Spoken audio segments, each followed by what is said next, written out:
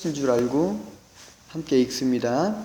하늘에 큰 이적이 보이니 해를 옷 입은 한 여자가 있는데 그 발 아래에는 달이 있고 그 머리에는 12별의 관을 썼더라. 이 여자가 아이를 베어 해산하게 되매 아파서 애를 쓰며 부르짖더라. 하늘에 또 다른 이적이 보이니 보라, 한 큰 붉은 용이 있어 머리가 7이요 뿔이 10이라. 그 여러 머리에 7 왕관이 있는데 그 꼬리가 하늘의 별 3분의 1을 끌어다가 땅에 던지더라. 용이 해산하려는 여자 앞에서 그가 해산하면 그 아이를 삼키고자 하더니 여자가 아들을 낳으니 이는 장차 철장으로 만국을 다스릴 남자라.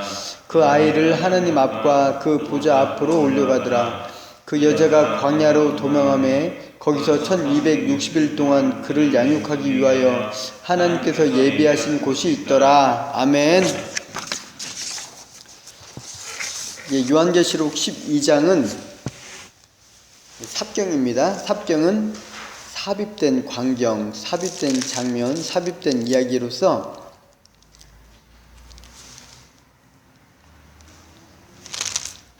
여섯째 나팔과 일곱째 나팔 사이에 서 있었던 것처럼 이제 일곱째 나팔을 분 이후에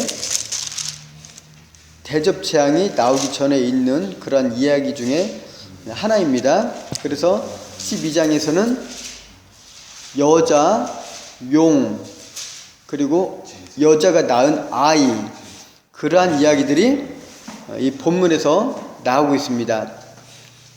먼저 이 1절을 보면 한 여자가 있는데 이 여자는 해의 영광을 옷 입고 발에는 달의 영광이 있고 머리에는 12별의 관을 샀다고 했습니다. 그리고 이 여자가 아이를 낳았는데 이 아이를 낳으니까 한 붉은 용이 이 아이를 낳기만 하면 삼키려고 준비를 하고 있는 겁니다. 그런데 이 용이 실패를 하죠. 용이 실패를 합니다. 용이 실패를 하니까 결국은 이 여자가 낳은 아이는, 이 아들은 하늘로 올라가고 그 이후에 아이가 하늘로 올라가니까 용은 아이를 삼키는 것은 실패했으니까 이제 남은 것은 여자이죠. 그래서 여자를 공격하고 여자를 핍박합니다. 그때 여자가 광야로 도망해서 거기에서 1260일, 개월수로 하면은 30 곱하기 42에서 42개월, 연수로 계산하면 3년 반 동안을 이 광야에서 하나님 예배하신 곳에서 보호를 받습니다. 그리고 그 이후에 7절부터 17절까지 말씀은 하늘에 있었던 전쟁에 관한 이야기가 나옵니다. 그래서 오늘 먼저는 이 말씀을 볼 때에 이 여자가 낳은 아이가 누구인가를 우리가 봐야 되고, 그리고 이 아이를 낳은 여자가 또 누구인지, 이 여자가 누구인지를 볼 것입니다. 그 말씀을 보면 하나님께서 여기에서 우리에게 하시는 말씀들이 무엇인지를 발견할 수가 있을 것입니다. 먼저 이 여자가 낳은 아들을 한번 보겠습니다. 5절에서 여자가 아들을 낳으니 이는 장차 철장으로 만국을 다스릴 남자라. 그 아이를 하나님 앞과 그 보좌 앞으로 올려가더라 했습니다. 철장은 철로 된 막대기죠. 이 철장으로 만국을 다스릴 남자, 그리고 이 아이가 하나님 앞과 그 보좌 앞으로 올려간 사람은 바로 두 번 볼 것도 없습니다. 예수 그리스도를 말하는 것입니다. 만국의 왕이시고 모든 세상을 통치하시고 그리고 하나님 앞으로 승천하신 분, 바로 예수님을 뜻하는 것입니다. 이 시편 2편 말씀에서 똑같은 말씀이 나오죠. 어찌하여 이방 나라들이 분노하며 민족들이 헛된 일을 꾸미는가? 세상의 군왕들이 나서며 관원들이 서로 꾀하여 여호와와 그 기름 부음 받은 자를 대적하며 우리가 그들의 맨 것을 끊고 그 결박을 벗어버리지 않노다. 하늘에 계신 이가 웃으시며 주께서 그들을 비웃으시리로다. 그때 분을 바라며 진노하사 그들을 놀라게 하여 이르시기를 내가 나의 왕을 내 거룩한 산 시온에 세웠다 하시리로다. 내가 여호와의 명령을 전하노라. 여호와께서 내게 이르시되 너는 내 아들이라. 오늘 내가 너를 낳았도다. 내게 구하라. 내가 이방 나라를 내 유업으로 주리니 내 소유가 땅 끝까지 이르리로다. 내가 철장으로 그들을 깨트림이며 질그릇같이 부수리라 하시도다. 그런즉 군왕들아, 너희는 지혜를 얻으며 세상의 재판관들아 너희는 교훈을 받을지어다. 자, 여기서 철장으로 만국을 깨트리고 다스릴 남자는 예수님이시고, 그 아이가 하나님 앞과 보좌 앞으로 올라간 것은 곧 예수님께서 하나님 앞으로 승천한 내용을 말하는 것입니다. 그렇다면 이 예수님을 낳은 여자는 누구를 뜻합니까? 이 가톨릭 교회에서는 이 여자를 마리아라고 부릅니다. 예수님께서 육신적으로는 마리아에게 나왔잖아요. 그런데 이 여자를 마리아로 볼 때 6절에 나오는 것처럼 여자가 광야로 도망하며 거기서 1260일 동안 그를 양육하기 위하여 하나님께서 예비하신 곳이 있더라. 예수님 승천하시고 나서 마리아가 3년 반 동안 광야로 갔다라는 것을 입증할 만한 그런 내용이 없습니다. 그리고 그 이후에는 용과 그 남은 자들이 이 여자를 핍박하고, 또 여자가 남은 자손들을 또 낳는다라는 그런 내용들을 볼 때 이 여자가 마리아라는 그런 내용으로 보기는 참 어렵습니다. 차라리 아이를 낳은 여자는 창세기 말씀으로 보면은 하와로 보는 것이 더 맞습니다. 선악과를 먼저 따먹은 여자, 그리고 그 남편을 범죄케 한 여자, 이것은 바로 죄악에 연약하고 넘어지고 쓰러질 수밖에 없는 그런 존재를 말하는 것입니다. 그런데 하나님께서는 그 여자의 후손을 통해서 메시아를 보내시겠다고 약속을 하십니다. 이 여자가 누구입니까? 1차적으로는 하와를 말하지만 이 여자는 누구인지를 우리 한번 보겠습니다. 창세기 3장 15절에 다음과 같이 나옵니다. 내가 너로 여자와 원수가 되게 하고 내 후손도 여자의 후손과 원수가 되게 하리니 여자의 후손은 내 머리를 상하게 할 것이요 너는 그 발꿈치를 상하게 할 것이니라 하시고, 즉 하와와 뱀의 관계에 있어서 여자의 후손인 예수님께서 뱀의 후손과 원수가 되게 해서 뱀의 후손은 예수님의 발꿈치를 상하게 해서 그를 십자가에 죽게 할 것이고, 예수님께서는 뱀의 머리를 밟아서 으깨버릴 것이라는 언약의 약속, 은하의 약속을 바로 아담과 하와가 범죄한 그 직후에 하나님께서 창세기 말씀으로 주십니다. 여자가 낳은 예수 그리스도는 그러면 누구를 통해서 왔겠습니까? 예수 그리스도는 바로 참된 교회, 참된 이스라엘 공동체, 예수님을 품고 있었던 여자의 후손들, 즉 교회 공동체를 뜻하는 것입니다. 그래서 11장 1절에 나오는 것처럼 바로 하늘의 영광과 별의 영광과 달의 영광, 이런 우주적인 영광을 덧입고 있는 존재는 교회를 뜻합니다. 그런데 우리가 이 말씀을 생각할 때 이런 하늘의 영광과 달의 영광과 별의 영광을 가지고 있는 분은 누구입니까? 여기서는 분명히 교회를 말하고 있습니다. 그런데 성경에서는 이러한 우주적인 영광을 누리고 있고 가지고 있는 분을 누구라고 말합니까? 그분을 바로 예수님으로 말합니다. 창세기 37장 9절에는 요셉이 꿈을 꾸는 내용이 있습니다. 그럴 때 11개의 별이 자기에게 절하고 해와 달이 절을 하는 내용이 납니다. 이것은 바로 그 형제들과 아버지, 어머니가 1차적으로는 절을 하는 것을 말하지만 성경의 모든 내용들은 사인입니다. 사인, 표징입니다. 그래서 바로 이 본문은 우주가 절을 하는 존재, 그래서 바로 요셉의 가족들이 가나안 땅에 먹을 것이 없어서 죽음의 땅이 되었을 때, 사망의 땅이 되었을 때, 이것도 표징으로 봐야 됩니다. 애굽이 좋은 땅, 어떤 약속의 땅이라는 것이 아니라 그 당시 모든 것이 죽음의 땅이 되었을 때 그들을 살릴 수 있는 약속의 땅인 애굽으로 그들을 끌어들이는 존재, 그게 바로 요셉을 뜻하는 것이죠. 즉 요셉이 죽음의 땅에서 생명의 땅으로 하나님의 백성을 건너보내고 끌어들이는 그런 존재, 그리고 그런 모든 우주적인 존재가 절을 하는 존재는 바로 예수님을 뜻하는 것입니다. 그래서 요셉이 나타내는 것은 예수님을 말하는 것이고, 요셉이 꾼 꿈의 내용, 해와 달과 별이 절하는 그 내용은 바로 예수님을 뜻하는 것입니다. 그렇게 볼 때에 12장 1절에서는 교회의 권세를 말하는 것입니다. 예수님의 권세, 예수님의 영광, 예수님의 능력을 누구가 가지고 있다는 것입니까? 바로 교회가 그 영광을 가지고 있다는 것이 바로 1절에서 나오는 말씀입니다. 이 12별이라는 것은, 이 별은 하나님의 사자를 말합니다. 천사를 말합니다. 그러니까 이 교회 여자는 바로 우주적인 권능, 예수님의 영광을 품고 있다는 것을 1절에서 말하고 있습니다. 한번 1절을 제가 그런 내용으로 다시 읽어드립니다. 하늘에 큰 이적이 보이니 해를 옷 입은 한 여자가 있는데 그 발 아래에는 달이 있고 그 머리에는 12별의 관을 섰더라. 이 말씀을 볼 때에 우리가 가진 이 영광, 이 참된 교회가 가진 영광이 얼마나 큰지를 생각할 수가 있습니다. 예수님이 가진 그 영광은 무엇입니까? 그것은 바로 창세전부터 하나님과 함께 되어서 그의 영광을 함께 누리고 그와 함께 되었던 그 영광이 바로 예수님이 가진 영광입니다. 그런데 바로 오늘 본문을 볼 때는 이 교회가 그 예수님의 영광을 가지고 있다는 것이죠. 그래서 참된 교회, 하나님께서 참되게 이끌어가지고 하나님께서 세우신 교회는 바로 이런 하나님과 하나됨의 영광에 동참할 수 있다는 것이 바로 12장의 말씀입니다. 이것이 바로 하나님의 백성이 왕이 된다는 의미이고, 왕노릇하고 하나님의 권세와 영광에 동참한다는 그런 내용이 바로 바로 요한계시록 12장 1절의 말씀입니다.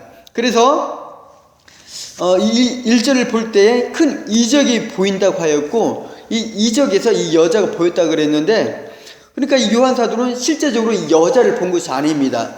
우리가 지금 이적이라는 단어, 그 나나주 밑에 보면은 표적이라는 뜻도 있죠. 영어로는 사인이라고 합니다. 사인. 자, 사인은 뭐냐면 우리가 예전에 버스를 탈 때 토큰을 냈습니다. 토큰. 혹은 회수권이라 그러던가요? 이걸 냈습니다. 이게 뭐냐면 나는 이 버스를 탈 권리가 있다는 것을 보여주는 것입니다. 더 나아가서는 예전에 그 조선시대 때 암행어사가 있습니다. 암행어사는 다니는 거 보면 완전히 거지고 불황자고 아무것도 가진 것이 없는 실패자, 낙오자의 모습입니다. 냄새나고. 그러나 이 사람을 통해서 역사가 변화가 되고 갑자기 오던 권세들과 힘이 갑자기 실추가 됩니다. 어느 순간에 그런 역사가 일어납니까? 그 탐관오리 부패하고 썩은 그들 앞에서 이 암행어사가 나오면서 그들 앞에 마패를 꺼내 보일 때에 모든 역사가 뒤집어집니다. 권세자는 실권자가 되고 불황자하고 실권자는 권세를 가진 왕의 권세를 가진 자가 되는 것입니다. 즉 바로 10장 1절에서 나오는 이 이적이라는 것은 실제적으로 여자를 말하는 것이 아니라 여자를 통해서 보여주는 한 큰 권세, 이적을 나타내는 것인데, 바로 이 여자가 나타내는 상징적으로 보여주는 것이 무엇이냐는 것이죠. 지금 이 여자가 나타내는 것은 마패와 같은 것입니다. 버스비 토큰과 같은 것입니다. 이 여자가 나타내는 것이 무엇입니까? 바로 여자를, 예수님을 낳은 교회, 이 교회를 말하는 것이죠. 그래서 결국 이 교회는 예수님을 낳은 여자이고, 또 이 교회는 우주적인 영광을 가지고 있다는 것을 말하고 있습니다. 그래서 이 교회에 대한 다른 표현으로서는 성경에서는 여자, 신부, 남은 자, 14만 4천, 적은 무리, 허다한 무리 등이 있습니다. 에베소서 말씀에서 남자와 여자의 결혼에 대해서 나오죠. 그리고 나서 그 비밀이 크도다, 나는 그리스도와 교회에 관해서 말한다 그랬죠. 그래서 결국 교회를 표현하는 다른 표현으로서 여자도 있고 신부도 있고 남은 자도 있고 그렇습니다. 그런데 하나님의 교회 안상홍을 재림 예수라고 믿는 그들은 하나님을 어머니 하나님이라고 부릅니다. 그들이 하나님을 어머니라고 부르는 근거는 뭐 여러 가지 있겠지만 계시록 22장 16절 말씀을 근거로 합니다. 16절 17절입니다. 나 예수는 교회들을 위하여 내 사자를 보내어 이것들을 너희에게 증언하게 하노라. 나는 다윗의 뿌리요 자손이니 곧 광명한 새벽별이라 하시더라. 성령과 신부가 말씀하시기를 오라 하시는도다. 듣는 자도 오라 할 것이요 목마르는 자도 올 것이요 또 원하는 자도 값없이 생명수를 받으라 하시더라. 성령과 신부가 말씀하시기를 했기 때문에 신부는 여자, 어머니 하나님이라는 거예요. 이 신부는 교회를 말합니다. 그리고 이 교회가 이런 그리스도의 영광과 권세를 가지고 있다는 것을 말하는 것입니다. 그래서 결국은 이 세계, 이 시대, 이 역사라는 것은 점과 같은 것이고, 이 역사는 거대한 우주 가운데서 점과 같은 존재로 지금 존재하는 것이라고 했습니다. 그리고 우리는 바로 영원 전에서 이 역사 가운데 뿌려지고 다시 영원으로 돌아가는 존재이고, 그리고 우리는 이 영원 속에서 사는 존재이지 시간 속에서 사는 존재가 아니라고 했습니다. 그래서 바로 이 역사, 시간, 우주라는 것은 하나님께서 우리를 고난을 배우게 하기 위하여서, 즉 얼마 전에 새 모녀가 자살한 사건이 있었어요. 생얼고에 시달려서. 제가 어떤 손님하고 얘기를 하는데 정신 상태가 썩었다는 거예요. 정말로 식당에 가서라도 일을 할 수 있고 그렇게 할 수 있는데 죽었다는 거예요. 그래서 제가 얘기를 했어요. 정말로 절망이 무엇인지를 알면 좀 생각이 달라질 수 있습니다. 우리나라에 200만 명의 근로노동자가 있습니다. 하루에 9만 원, 8만 원을 받으면서 일할 수가 있습니다. 하지만 일주일에 다 일할 수가 없어요. 힘들어서 4일, 5일밖에 일하지 못해요. 간신히 먹고는 살아요. 그런데 그런 삶이 쳇바퀴가 되면서 몸은 점점 노쇠되고 닳아지고 힘들고 병들고 이 절망이 벗어날 길이 없는 거예요. 그러니까 그 절망, 헤어날 길이 없는 자들의 슬픔을 겪어본 자들은 그들이 죽은 이유를 알아요. 그렇게 죽을 수밖에 없을 정도로 고통과 절망이 뭔지를 알아요. 그러나 그 절망과 가난을 경험해보지 않은 사람들은 일하면은 돈 벌 수 있는데 게으르니까 그런다라고 말을 합니다. 그러나 그 절망, 헤어날 수 없는 가난, 질병의 고통을 아는 사람들은 함부로 얘기를 못해요. 자, 우리가 이 세상에 왜 보내졌는가? 그것은 하늘에 있는 영원한 기쁨과 영광과 우리가 표현할 수 없는 그 하나님의 영광의 동참함을 비교할 대상이 필요하잖아요. 그러니까 이 세상에서 고통과 가난과 아픔들을 겪게 하시는 거예요. 이것을 겪어본 사람들은 하나님 나라에서 주어지는 것들이 거저 주어진 것이 아니라, 이것이 아무것도 아닌 것이 아니라 고통이 무엇인지 알고 가난이 무엇인지 알기 때문에 이 세상의 삶을 통하여서 하나님 나라의 영광을, 그 의미를 발견할 수가 있다는 것입니다. 이것이 바로 하나님께서 우리를 이 세상에 보내신 이유고, 그렇게 볼 때에 예수님이 오시는 때는 언제인가? 마지막 남은 자, 하나님께서 우주 역사 가운데 쫙 뿌린 자 중에서 마지막으로 그 의미를 깨달은 그 택한 자가 끝나는 그 순간, 그가 정말로 예수님의 의미와 부활의 의미와 이 세상의 의미를 깨닫는 그 순간이 역사가 끝나는 순간입니다. 그렇게 볼 때 예루살렘에서 의인 한 명이 없어서 그 성을 멸하신 하나님의 말씀을 생각할 때 지금 이 세상이 유지가 되고 운행이 되고 돌아가는 것은 바로 우리 때문에 이 역사가 돌아가고 있다는 것을 알아야 됩니다. 세상 사람들은 우리한테 고맙게 생각해야 돼요. 이 우주는 정밀한 기계와 같습니다. 시계 하나에 톱니바퀴가 닳아지면 시계가 멈추는 것처럼, 나로가 올라가다가 그 어떤 부속품 하나가 잘못되면 터지는 것처럼 이 우주는 거대한 도미노와 같아요. 하나가 잘못되면 전체가 파괴가 됩니다. 이 우주가 왜 만들어졌습니까? 지구를 위해서 태양계가 존재하고, 태양계를 위해서 은하계가 존재하고, 은하계를 위해서 이 거대한 안드로메다, 이 우주가 존재하는 것처럼 이 전체 우주는 이 지구 하나를 위해서 존재하는 것입니다. 그렇게 볼 때 지구는 우주의 중심입니다. 그리고 이 지구의 중심은 누구십니까?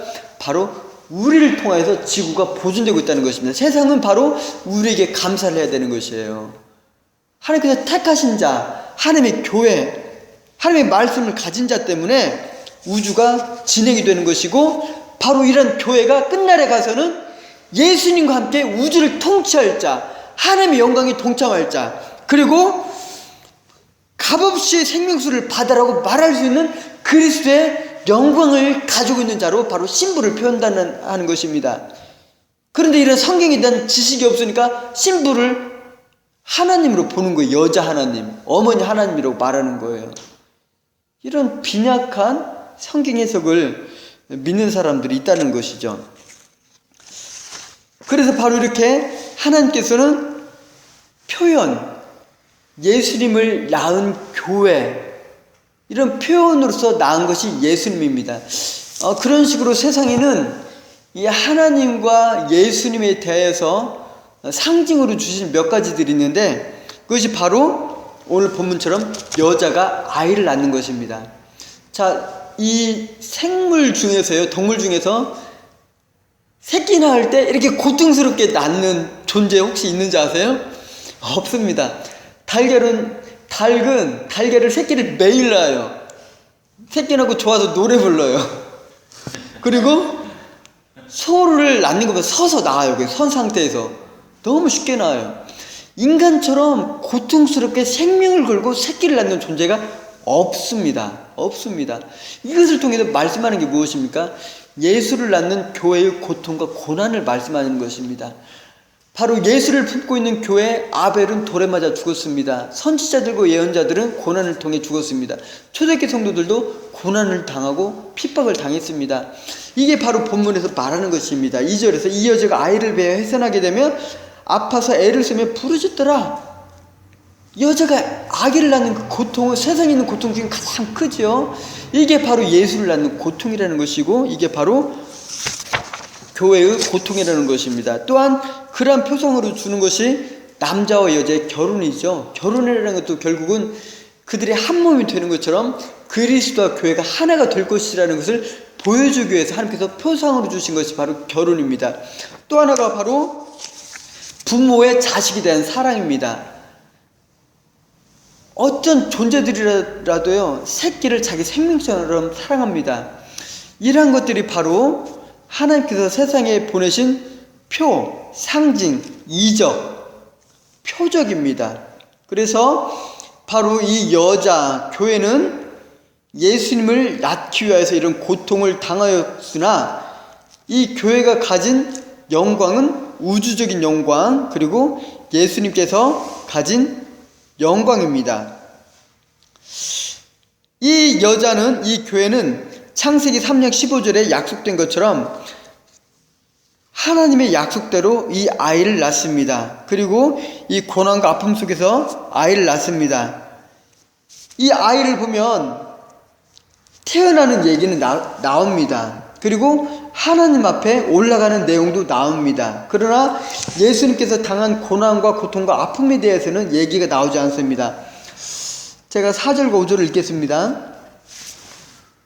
그 꼬리가 하늘의 별 3분의 1을 끌어다가 땅에 던지더라. 용이 해산하려는 여자 앞에서 그가 해산하면 그 아이를 삼키고자 하더니 여자가 아이를 낳으니 이는 장차 철장으로 만국을 다스릴 남자라. 그 아이를 하나님 앞과 그 보좌 앞으로 올려가더라. 5절에서 보면 아들을 낳습니다. 그런데 바로 하나님 앞으로 올라간다는 내용이 나옵니다. 왜 여자가 낳은 아이의 고통과 고난에 대해서 없을까요? 그것은 바로 여자와 교회의 고난이 하나이기 때문에 그렇습니다. 예수님께서도 바울이 예수 믿는 자를 박해할 때 뭐라고 하십니까? 사울아 사울아 어찌하여 내가 나를 핍박하느냐. 사울은 예수님 만난 적도 없고 예수님 핍박한 적이 없는데 예수님은 교회의 고난과 고통을 나의 것으로 보신다는 것이죠. 지금 바로 이 본문에서 나오는 여자의 고통과 고난을 예수님은 나의 고난과 고통으로 이해하고 계신다는 것이죠. 이 여자를 박해하는 용, 그리고 여자가 낳은 아이를 삼키려고 하는 용에 대하여서는 3절과 4절에 나옵니다. 하늘에 또 다른 이적이 보이니 보라 한 큰 붉은 용이 있어 머리가 7이요 뿔이 10이라. 그 여러 머리에 7 왕관이 있는데 그 꼬리가 하늘의 별 3분의 1을 끌어다가 땅에 던지더라. 용이 해산하려는 여자 앞에서 그가 해산하면 그 아이를 삼키고자 하더니, 이 별은 계시록 1장 20절 말씀을 볼 때에 하나님의 사자, 천사들을 말합니다. 그래서 이 본문을 보면 이 용이 하늘의 별 3분의 1, 타락한 천사 3분의 1을 땅에 던졌다는 내용이 나옵니다. 그 이유는 무엇입니까? 아이를 삼키고자 하기 위해서, 그리고 여자를 핍박하기 위해서. 이 용의 모습은 큰 붉은 용, 메가라는 단어가 쓰입니다. 어마어마하게 큰 붉은 용. 붉은은 피의 색깔이죠. 잔인하고 더럽고 죽은 것 같은 이 큰 세력, 머리가 7. 이 세상에서는 사단을 이길 존재가 없습니다. 머리, 지혜가 7이요. 완전한 숫자요. 뿔이 10이라. 뿔은 힘을 말합니다. 영광과 힘이 완전함을 뜻합니다. 그리고 여러 머리의 7 왕관인데 모든 세상에 세력을 가지고 있다는 것입니다. 그런데 이런 존재가 하늘의 별 3분의 1을, 천사의 3분의 1을 땅에 던졌다는 것입니다. 그런데 실패하죠. 왜냐면 아들을 낳았는데, 이 예수님을 낳았는데, 예수님이 낳았을 때 헤롯을 통하여서 2살 아리 아기를 싹 죽여버리죠. 그리고 예수님께서 사역하시는 동안도 그를 죽이려고 얼마나 많은 사람들이 그를 절벽에서 밀으려고 합니까? 그런 예수님은 그 가운데 신적인 능력으로 피해 다니시는 것을 볼 수가 있죠. 바로 이렇게 용이, 옛 뱀이 교회를 핍박하고 예수님을 핍박할 때에 결국 예수님을 삼키려는 그 계획은 실패합니다. 그럴 때에 이 용이 하려는 것은 결국 이제는 그 예수를 낳은 여자, 교회를 핍박하는 일을 합니다. 그럴 때 하나님께서는 이 여자를 어디로 보내시냐면 6절에 나옵니다. 광야로 보내십니다. 광야로. 광야에서 하나님께서 1260일 동안, 1260일은 42달, 3년 반이죠. 즉 불안정한 역사, 짧은 역사, 고난의 역사, 긴 것처럼 보이지만 그 기간이 정해져 있는 그 기간, 세상 끝날 동안 하나님께서 이 여자를 광야에서 보호하십니다. 이 광야는 하나님께서 여자를 보호하기 위해서 예비하신 장소라고 6절에서 설명이 나옵니다. 그러면 우리는 지금 이 광야는 어떤 곳인지를 살펴보도록 하겠습니다. 광야는 이스라엘 백성이 40년 동안 하늘의 만나로 생활한 곳입니다. 그리고 스데반 집사는 사도행전 7장 38절 말씀에서 이 광야를 교회로 표현합니다. 시내산에서 말하던 그 천사와 우리 조상들과 함께 광야 교회에 있었고 또 살아있는 말씀을 받아 우리에게 주던 자가 이 사람이라. 왜 교회인가 광야가? 그 이유는 이 광야에서는 이스라엘 백성이 하늘의 양식으로 살았습니다. 하늘의 양식이 만나, 하나님의 입에서 나오는 그 말씀으로 살았던 곳이기 때문에 바로 광야를 교회로 말합니다. 그러면 지금 이 교회는 어떤 곳입니까? 여자가 살고 있는 광야는 어떤 곳을 말합니까? 이 바로 광야는 하늘의 신령한 양식으로 살아가는 곳. 우리가 지난주에 본 것처럼 예수께서 산상수훈에서 입을 열어 가르쳐 가라사대 이제부터는 예수의 말씀으로 살아가는 곳, 예수님의 능력으로 살아가는 곳, 하늘의 신령한 양식으로 살아가는 곳. 하나님의 신령한 양식이 무엇입니까? 하나님의 말씀으로 살아가는 곳이 바로 교회를 말하는 곳입니다. 즉 이 여자는, 이 하나님의 백성들은 교회에서 보호를 받으면서 살게 되어 있습니다. 이 교회에서 무엇으로 살아갑니까? 세상에서는 완전한 권세, 완전한 능력을 가진 용과 붉은 영이 공격을 하지만 이 하나님의 백성들은 그 가운데서 무엇으로 위로를 받고 무엇으로 힘을 얻고 무엇으로 그 양식을 삼습니까? 하나님의 말씀으로 양식을 삼는 것입니다. 그렇기 때문에 교회는 하나님의 말씀이 바로 전해지는 것입니다. 바로 이 교회에 어떤 능력과 권세가 주어집니까? 1절에 본 것처럼 예수님의 능력과 권세가 있는 곳이 바로 교회, 광야, 예수님을 말하는 곳입니다. 그러니까 모든 교회들이 가톨릭 교회나 정교회나 개혁교회나 이 교회의 정통성 때문에 막 싸우는 거예요. 내가 그 교회다, 내가 그 교회다, 내가 정통성을 가진 그 교회다라고 막 싸웁니다. 이 교회가 가진 권세가 어느 정도인지 아십니까? 마태복음에서는 예수님께서 이 교회가 땅에서 매잖아요. 하늘에서 매입니다. 땅에서 묵잖아요. 하늘에서 또 매입니다. 즉 이 참된 교회가 이 사람은 우리의 형제가 아니다, 이 사람은 하나님의 백성이 아니다라는 것을 딱 확정지어서 정말 그것이 확정이 되면 이미 천국에서도 그것이 확정이 된 사건이에요. 어마어마한 사건이에요. 물론 이것은 제가 다음에 더 얘기를 드리겠지만 1차적으로 볼 때는 교회가 그런 하나님의 권세와 능력을 가진 존재예요. 그러니까 가톨릭에서는 축출당하는 게 바로 지옥 백성 되는 거예요. 그러니까 그들은 그 성찬에 참여하지 못하는 게 정말 두려운 의미인 것입니다. 그래서 바로 이렇게 하늘과 땅의 권세를 묶는 권세를 가진 이 교회의 정통성을 가지고 서로 막 싸웁니다. 그럴 때 우리가 오늘 본문을 통해서 그러면 진짜 교회, 광야 교회가 어떤 곳인지를 한번 말씀을 통해 보도록 하겠습니다. 자, 1차적으로 교회는 하나님의 말씀으로 먹고 사는 곳입니다. 광야 교회, 하늘의 만나로 사는 곳입니다. 하나님의 말씀이 바로 전해지는 곳이 광야이고, 그리고 여자가 살 곳이고, 현재 우리가 살 곳입니다. 교회는 철저하게 하나님의 말씀만 전해져야 됩니다. 그런데 어떤 윤리적인 말씀, 도덕적인 말씀, 축복적인 말씀은 들을 때는 힘이 됩니다. 그러나 두 번만 들으면 그 말씀이 물립니다. 그러나 바로 이 성경 말씀을 통해서 하나님께서 우리에게 보여주시고자 하는 것이 무엇입니까? 성경은 하나님 그분을 보여주고 싶어 하십니다. 그리고 바로 그 하나님은 예수 그리스도이십니다. 그렇기 때문에 성경이 말씀하고 있는 것은 바로 예수님이십니다. 성경을 통해서는 오직 예수님이 전해져야 됩니다.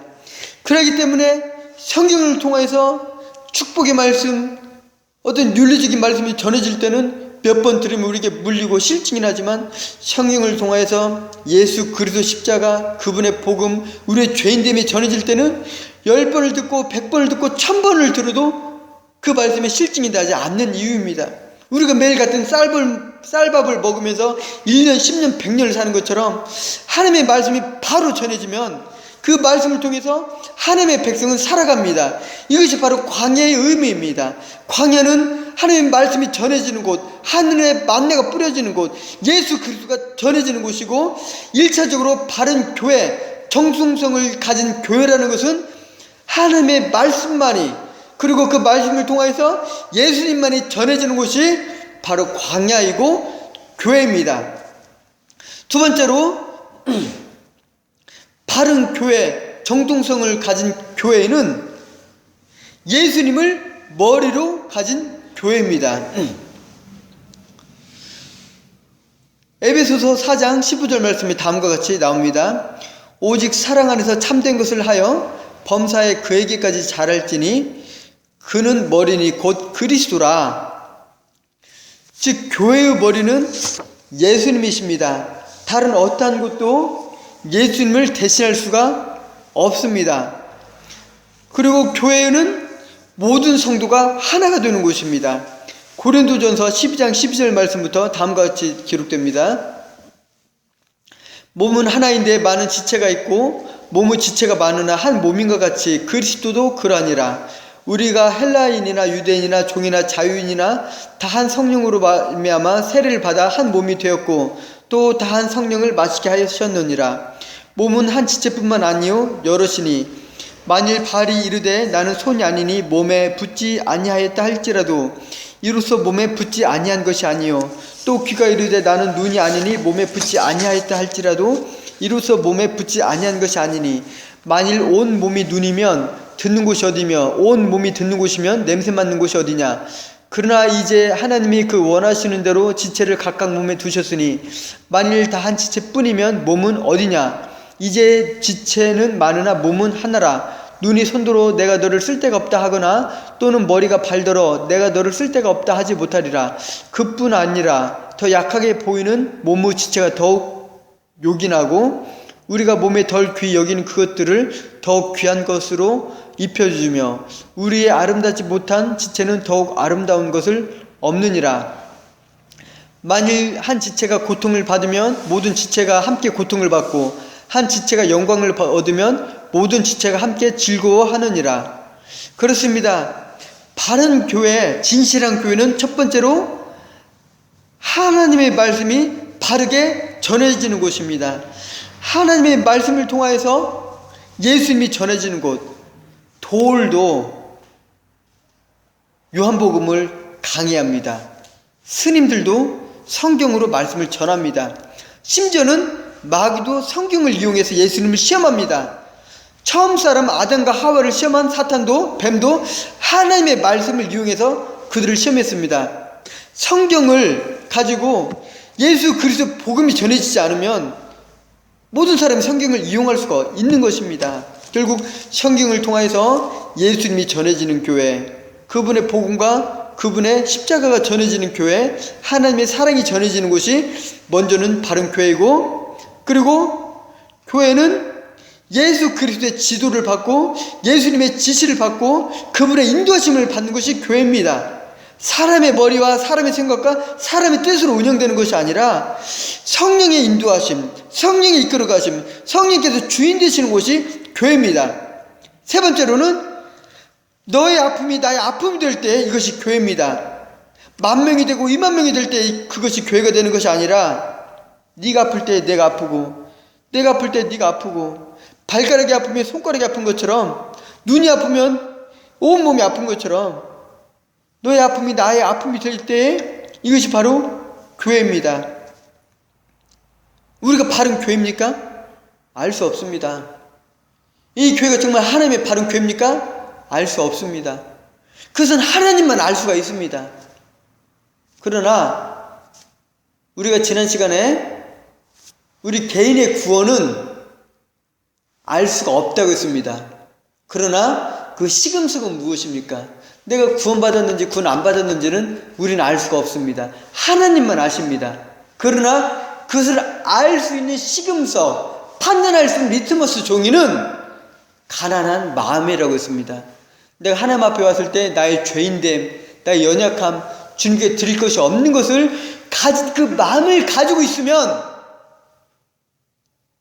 내가 구원을 받은 자라는 증거가 될 수가 있다고 했습니다. 그러나 하나님 앞에 왔을 때 바리새인처럼 나는 이렇게 살아갑니다, 나는 금식을 합니다, 나는 헌금을 합니다, 나는 이렇게 의롭게 살아갑니다 라는 자세가 있을 때 이것은 부한 마음이고, 그런 자는 구원을 받은 증거가 아니라고 했습니다. 그것처럼 우리 교회가 구원받은 교회인지 아니면 참다운 교회인지 정통성 있는 교회인지는 오직 하나님만이 아십니다. 그러나 그 시금석이 될 수 있는 것은 있습니다. 그것이 무엇입니까? 이 교회에서 하나님의 말씀이 바르게 전달되고 있는지, 그리고 우리가 성령의 인도심을 따라가고 있는지, 그리고 이 교회가 서로의 고통을 나누고 있는지, 이런 모습이 보여지고 있으면 이 교회가 참된 교회임을 알 수가 있습니다. 그러나 만약 교회가 커져가고 성장해가고 교회가 양쪽으로는 물질적으로는 부해질지라도 이런 사랑이 없고 주의 말씀이 바로 전해지지 않고 성령 인도하심을 따라가지 않는다면 그 교회는 바른 교회가 아닙니다. 우리가 앞으로 어떤 교회로 성장할지, 어떤 교회로 모습으로 변해갈지 모릅니다. 그러나 그때에 있어서 우리는 지금의 말씀을 가지고 우리의 시금석을 삼아야 됩니다.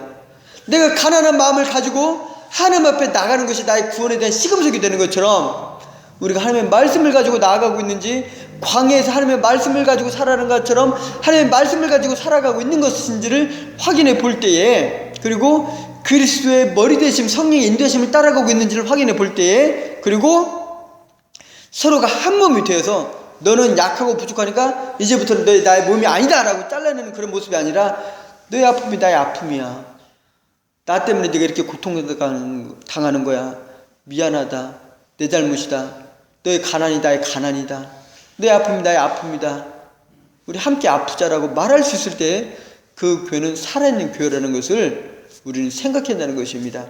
바로 그런 정통성을 가진 교회가 가진 권세가 무엇입니까? 1절에 나오는 것과 같습니다. 이 땅에서는 핍박당하고 고난당하고 어려움을 당한 것 같이 보일지 모르지만 그 정통성을 가진 교회에 하나님 주신 약속은 예수 그리스도의 우주적인 권세와 영광과 힘과 능력을 함께 나누겠다라는 약속을 주시는 것입니다. 하나님의 그 신성에 동참하는 고난, 영광을 주시는 것입니다. 그런 것을 우리가 알 때에 이 참된 교회를 이루기 위해서 우리가 피 흘리고 뼈를 깎는 고난과 고통과 아픔을 어떻게 아낄 수가 있겠습니까? 이것이 바로 예수를 낳은 교회, 그리고 그런 교회를 통해서, 그러한 고통을 통해서, 그러한 여자를 통해서, 그리고 그 교회는 바로 나입니다. 여러분, 우리 안에는 지금 누가 계십니까? 주의 성령이 계십니다. 주의 성령은 누구십니까? 예수 그리스도십니다. 우리가 바로 이 여자입니다. 우리가 바로 그 교회입니다. 우리는 그 고난을 겪어갑니다. 그러나 우리가 누릴 영광과 우리가 가질 그 권세를 무엇으로 우리가 표현할 수가 있습니까? 이 땅, 잠시 지나가는 세상, 꿈과 같은 것, 잠시 눈 떴다가 눈 감았다 뜨면 사라지는 세상에서 당하는 아픔과 고통, 하늘에 있는 영광과 비교할 때 무엇이 우리가 아까울 것이 있습니까? 하나님께서는 그를 알게 하기 위해서 우리를 이 땅에 보내신 것입니다. 이 땅에는 어떤 것도 우리에게 만족을 주지 못합니다. 그러나 예수를 품은 여자, 성령을 품은 교회, 성령을 품은 나는 앞으로 하나님의 보좌 우편에서 예수님과 함께 그와 하나가 되어서 하나님의 신성에 동참하여서 그의 왕권을 누리며 영원히 하나님과 함께할 존재라는 것을, 영원히 속한 존재라는 것을 말씀하는 것이죠. 그리고 예수와 성령과 신부가 부르는 것처럼 오늘 본문에서 그 여자가 보이는 것처럼 이 교회는 이미 하늘에 있습니다. 완성이 되어 있습니다. 우리는 그곳에서 와서 그곳으로 가는 존재입니다. 우리가 어디서 와서 어디로 가는지를 세상 사람들은 아무도 모릅니다. 그러나 우리는 알고 있습니다. 우리는 하나님께로부터 와서 하나님께로 갑니다. 우리는 영원에서 와서 영원으로 가는 존재입니다. 우리는 바로 예수님 품고 살아가는 존재입니다. 다시 주실 예수님을, 그 나을 예수님을 기다리는 존재입니다. 그때까지 어렵고 힘들어도 우리는 싸우고 이겨야 됩니다. 우리가 싸울 존재는 세상에서는 가장 큰 힘을 가진 자, 붉은 용, 사망의 세력을 가진 자, 머리가 7이요 뿔이 10이고 머리에 7 왕관이 있는 자, 하늘의 별 3분의 1을 땅에 던질 권세가 있는 자, 그 악한 존재가 우리의 영적인 싸움의 대상입니다. 이 세상에서 우리가 보호받을 수가 없습니다. 그러나 우리가 보호받을 곳이 한 곳이 있습니다. 그것이 어디입니까? 광야입니다. 그것이 바로 교회입니다. 왜 하나님께서는 이 세상에서 교회를 두셨습니까? 서로가 서로를 보호하게 하기 위해서, 위로받게 하기 위해서, 너의 아픔을 나의 아픔으로 위로하게 하기 위해서 하나님께서 교회를 세우신 곳이라는 것이죠. 이것이 바로 광야의 의미입니다. 믿는 사람들은 세상에서 위로받을 곳이 없어요. 만약에 믿는 자가 세상에서 위로받고 있다, 그건 하나님의 백성이 아니에요. 돈을 가지고 만족하고 있다, 성공을 가지고 지위를 가지고 만족하고 있다, 하나님의 백성이 아니에요. 우리가 위로받을 곳은 교회입니다. 그러한 것들조차도 우리에게는 실제적으로는 아무 의미가 없어요. 그 의미를 깨달아야 돼요. 교회에서 형제 자매를 통해서 위로를 받아야 됩니다. 얼마나 큰 하나님의 약속이고 교회가 하나님의 큰 축복이고 하나님의 큰 은혜입니까? 혼자 살아가게 하지 않고 이 교회를 주셔서 서로가 서로를 보호하게 하시고 서로가 서로의 울타리가 되게 하시고 서로가 서로의 보호자가 되게 하시는 것, 그리고 그 교회를 통해 하나님께서 말씀을 주시고 살아계신 예수님을 보여주시고 성령의 인도하심을 주시는 그 교회, 이 광야를 주신 것이 얼마나 하나님의 큰 약속이고 은혜입니까? 모든 교회가, 내 교회가 살아있는 교회다, 정통성을 가졌다, 하늘의 권세를 가졌다고 표현을 하지만 그걸 누가 합니까? 우리조차도 어떻게 그걸 확신합니까? 그러나 제가 말하는 것처럼 그 시금석이 될 수 있는 것은 광야, 하늘에 만나가 뿌려지고 있는지, 그리고 예수께서 교회의 머리이신지, 그리고 온 지체가 정말 하나가 돼서 너의 아픔, 나의 아픔이라는 고난이 나눠지고 있는지가 교회의, 참된 교회의 하늘의 영광을 누릴 교회의 정통성을 가진 교회의 시금석이 된다는 것입니다. 바로 그곳에서 주님 오실 때까지 하나님 참된 교회를 보호하시고 지키십니다. 세상에서는 고난당하고 죽는 것 같고 핍박당하는 것 같지만 그 교회는 하나님께서 예비하신 곳에서 주님 오실 때까지 3년 반 동안, 42개월 동안, 1260일 동안 보호를 받고 하나님의 인도하심을 받게 되어 있습니다. 그곳에서 우리는 보호를 받는 것입니다. 그래서 오늘 창세기 12장 말씀 제가 다시 한번 간략하게 요약을 해드립니다. 하늘에, 이 하늘은 이런 단순한 하늘이 아닙니다. 하나님 계신 영광스러운 공간을 뜻하는 것입니다. 그러니까 하나님이 계신 그 공간 안에 이미 하나님의 교회가 지금 존재하고 있다는 것을 지금 하늘이라는 이 단어가 표현하고 있는 것입니다. 그래서 이 하늘에 하나님의 보좌에 하나님과 함께 여자가 우주적인 권세를 가진 한 여자가 있는데, 교회가 있는데, 이 교회가 고통과 아픔 속에서 애를 쓰며 아이를 낳습니다. 이 아이는 예수님을 뜻하는 것인데, 이 아이를 삼키기 위해서 용이, 사탄이 준비를 하지만 결국은 실패합니다. 이 여자가 낳은 아들은 탄생하고 곧 이어서 하나님 앞으로 승천합니다. 그러자 이제는 이 뱀, 사탄이 이 아들을 낳은 여자를 핍박하려고 합니다. 그러자 이 여자가 피하고 피신하고 도망하는데 어디로 피합니까? 광야로. 광야는 하나님의 보호하심이 있는 곳, 하나님의 말씀이 만나가 뿌려지는 곳으로서 바로 교회, 참된 교회 공동체를 말하는 것입니다. 그곳에서 도망했을 때에 하나님께서 세상 끝날까지 그 예배하신 그 곳 광야에서 하늘의 양식으로 이 교회를 보호하실 것이라는 그 약속을 오늘 말씀을 통하여 주시는 것입니다. 제가 한번 말씀을 읽겠습니다. 하늘에 큰 이적이 보이니 해를 옷 입은 한 여자가 있는데 그 발 아래에는 달이 있고 그 머리에는 12별의 관을 썼더라. 이 여자가 아이를 베어 해산하게 되매 아파서 애를 쓰며 부르짖더라. 하늘에 또 다른 이적이 보이니 보라, 한 큰 붉은 용이 있어 머리가 7이요 뿔이 10이라. 그 여러 머리에 7 왕관이 있는데 그 꼬리가 하늘의 별 3분의 1을 끌어다가 땅에 던지더라. 용이 해산하려는 여자 앞에서 그가 해산하면 그 아이를 삼키고자 하더니 여자가 아들을 낳으니 이는 장차 철장으로 만국을 다스릴 남자라. 그 아이를 하나님 앞과 그 보좌 앞으로 올려가더라. 그 여자가 광야로 도망하매 거기서 1260일 동안 그를 양육하기 위하여 하나님께서 예비하신 곳이 있더라. 아멘.